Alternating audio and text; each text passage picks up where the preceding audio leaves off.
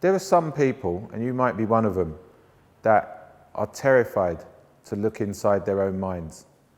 And there are other people that just can't stop doing it. They're just digging around in their own minds all the time, looking for little mistakes that they've made, examining every little action that they do.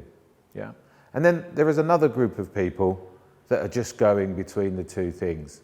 They're either spaced out, petrified to look inside their own minds, or they're just digging around and they just go between those two things all the time. And what we're going to talk about today is what you call the first part of a what skill. So what am I doing when I'm being mindful? And I'm going to address both of those people that dig around and that are more spaced out.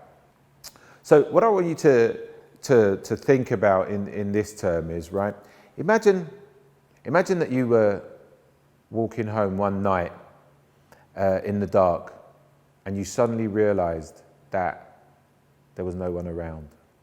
And on the other side of the road, there was an old park. And so what you did is you put your hands in your pocket, you put your head down, and you just kept walking. What do you think would happen? What do you think would happen to your mind, and what do you think would happen? Because my guess is that you would start to feel more and more afraid. And what we're going to do today is we're going to think about the first skill, which is called observing. And when I say observing, I'm not just talking about looking about stuff. This is talking about experiencing things through all of our senses. And when we experience things through all of our senses, what we're doing is we're putting information into our brains so that we can change, so that we can do things differently, right? So imagine that you're walking down this street with your head down, you know, dark, looking at your shoes. And up ahead, there's two people having a fight. You know, if you're not noticing what's going on, you're going to walk straight into that and maybe potentially into trouble. So does trouble seem to follow you around? Because if it does, the chances are you're not observing. So imagine now, right, you're walking it and your head is up and you're looking around and you can see trouble 100 meters ahead.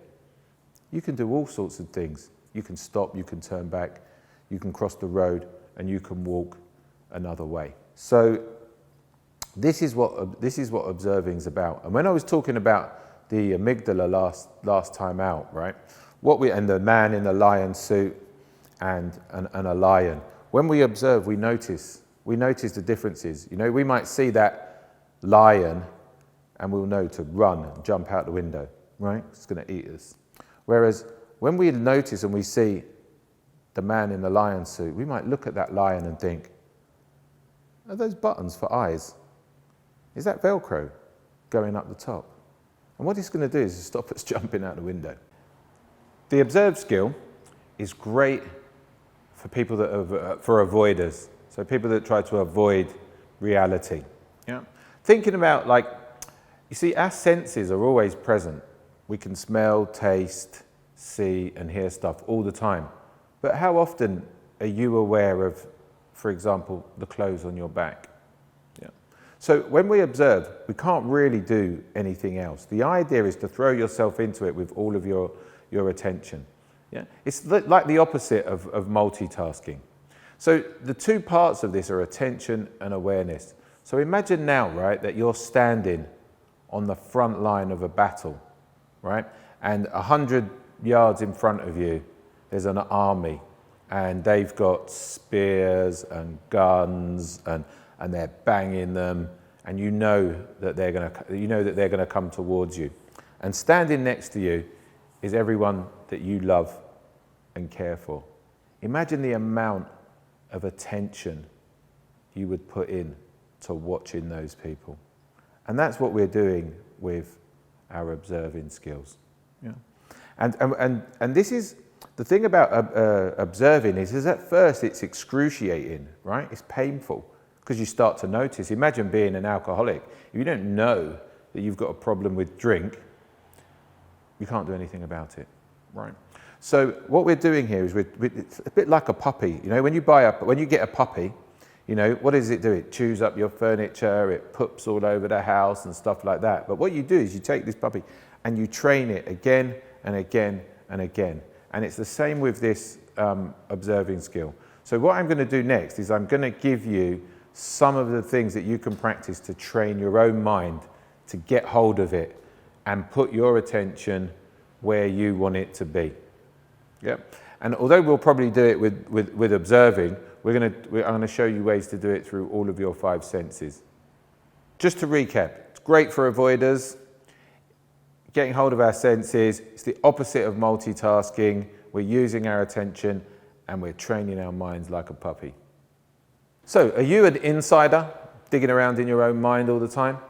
Or you're an outsider, busy, busy, busy, and spaced out? Or are you going between both of those? So what we're going to do now is do some exercises to help you focus and to use this skill. So this is the exercise for the insiders. What I want you to do is like coming up and out of your mind. So what you do is you keep your head up, your shoulders back, and you notice tiny details around you. So I'll go through what would be in my mind if I was doing outside observations for the inners, right? So what I would do, so I'm looking across the road and I can see a building and I can see a brick, not just one brick, but one tiny part of that brick. And I'm going to look at that. And then I'm going to look at a tree and I'm going to see a leaf, but not just any old leaf, one part of tiny leaf. And it doesn't really matter if I see that or not. And then I'm going to move my mind up into the sky and I see if I can notice all the little different shades in the sky, all the little variations of grey maybe, or the variations of blue. And then I'm looking down and I'm looking at that lady walking down the street and I'm focusing in on her nose, but not just her nose, maybe one hair sticking out on her nose. And then a car drives past and I'm looking at the number plate, not any particular number, but one tiny part of one number. And then I move my mind wherever I want it to go and I'm looking, you know, and now I'm looking at the pavement and a bit of bubble gum on the street, but one tiny part of that. And I might look at my hand and I might try and look at 5 things that I've never seen in my hand. So what I'm doing is I'm driving my mind to look at these small details, but I'm controlling it, right? It can go wherever it wants. And what we're doing by picking up these little tiny micro movements is we're changing the neurological structure of our brain. We're picking up those little things. You see, because if you're diving into your mind all the time, or you're spaced out all the time, when little changes happen, you don't notice them, and you get yourself into trouble. It's like having a glass of water. You know, if we had empty glass of water and you had a drip, and then you put another drip, would you really notice each of those drips? You probably wouldn't, but at some point, that glass is going to overflow and you're going to be in trouble. So when you're observing, what you do is you do it in a non-attached way, like a non-stick frying pan. You just want it to slip off and slip through your mind.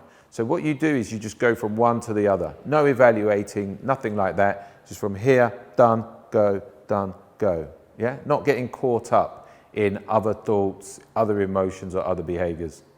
This is for you, outsiders. So what you would do, so for people like that, what we do is we do what they call body scans. So the opposite of being up there and out is to come into the body and notice little movements in our body. Like how many of you would ever notice your stomach, for example, unless you were to think about it deliberately?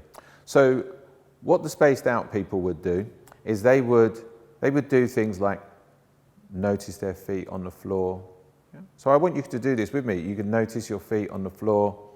You might notice any tension in your toes or in your feet. You might notice any little movements in your calves, any tightness in your thighs, any churning in your stomach, any tightness in the middle of your chest, yeah? Any sensations across the top of your shoulders, across the top of your back, any tightness or difficulty there, any tension in your middle or lower back. What about your jaw? Is that tight? Are you clenching down? Your cheeks, you know, who feels that tension squeezing in their forehead or over the top of their head? See if you can notice this as I do it. The top of your head, over your head. Are your hands gripping and tight? Or are they loose? You know, have you got any temperature changes? Are your hands hot, but your ears cold? Yeah? So these are called body scans, and this is what the outsiders do.